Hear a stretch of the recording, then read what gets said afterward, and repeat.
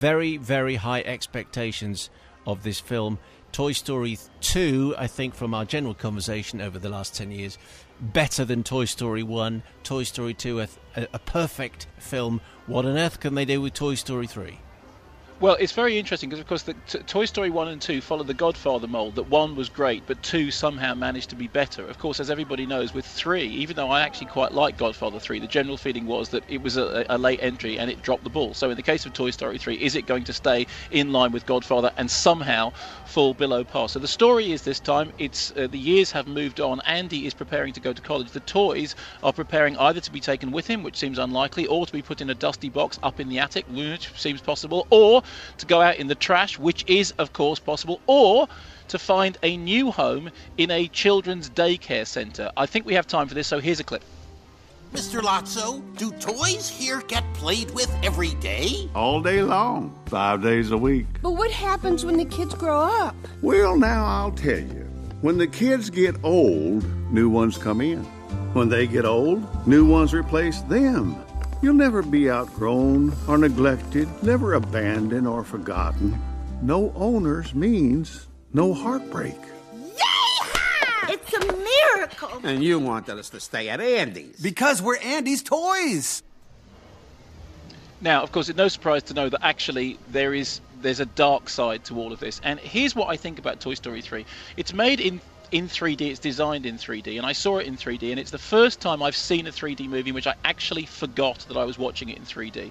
I've spoken briefly to the director and indeed to the 3D supervisor, both of whom say, well, the whole point is we wanted you to forget it was in 3D because as soon as you're aware of the 3D, it takes you out of the illusion of it, and what we really want you to do is just to be immersed in the story. And I was immersed in it. I can't decide whether I was immersed and forgot the 3D because the 3D is so unintrusive, or because, as with all the Toy Story movies, the characters are so well drawn, the animation is so beautiful, the pacing is so pitch perfect, and the audacity of the themes is so broad that you just simply forget that you're watching a mechanical construction. As with all the best all the best Toy Story things, this is essentially a story which works for kids perfectly well, but is every bit as much a story for grown-ups. One of the things I always hated about, for example, the Shark Tales films, the Shark Tale movie was, it was a kids movie, but it just had some adult gags about the Godfather and Goodfellas thrown in. It's like, oh well, the parents are going to be bored, here's something for them. Here you have a story which means every bit as much, I believe, to grown-ups as it does to kids. I mean, it's about the idea that kids grow out of toys, and therefore it's facing ideas of abandonment, of possible death, of destruction, and yet it's doing it in a way which is completely universally palatable. I would in fact argue that the idea of the toys being abandoned by the kid who is growing up would in fact mean more to somebody who has already put those things away to a grown-up than it might do to a kid. Simon, the final chapter of Winnie the Pooh. You've read Winnie the Pooh, right? Not for a decade or so. Okay, well, the final chapter of Winnie the Pooh, which is really bizarre, and any parent who's ever read Winnie the Pooh to their kids will know this. It's a really strange chapter in which Christopher Robin takes Winnie the Pooh off to a certain area in the 100-acre wood and kind of explains to him in vague terms that he's growing up and that he's growing out of having toys.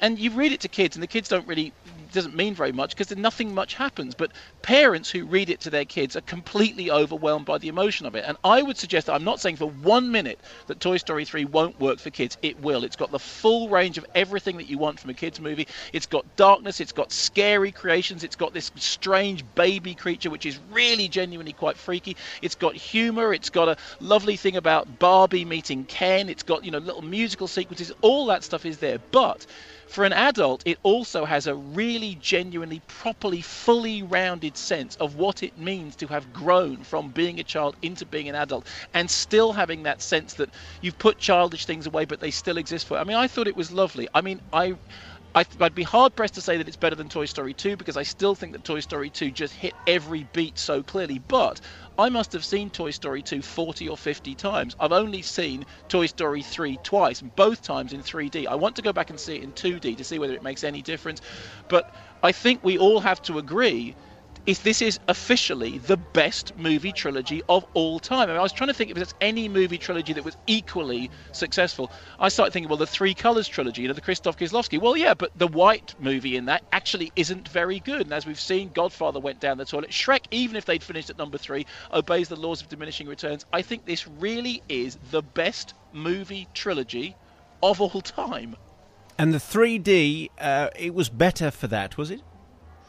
Well, as I said, I've seen it twice in 3D, and I'd have to see it in 2D to make a decision. I remain unconvinced. Oh, we by know the that. 3D. We know that. We know that. No, we know no, generally you're unconvinced, but for this film, Simon, it worked. But listen, but I am being more open-minded than I was. I concede that if I forgot I was watching it, it means that the artifice of the 3D did indeed, fade away.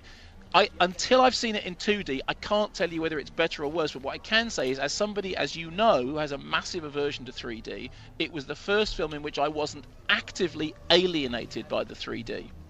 Carol Crawford in Sydney, down under. Dear Buzz and Woody, being a regular podcast listener, hello to Jason Isaacs, of course. I always enjoy listening to you on my Monday morning commute, which is what she's doing at the moment. You haven't saved my life at times. You have saved my sanity over the last couple of years. Went to see Toy Story 3 last week. Been a big fan of Pixar since Toy Story first blazed onto our screens and brought a new vision of computer-generated animation.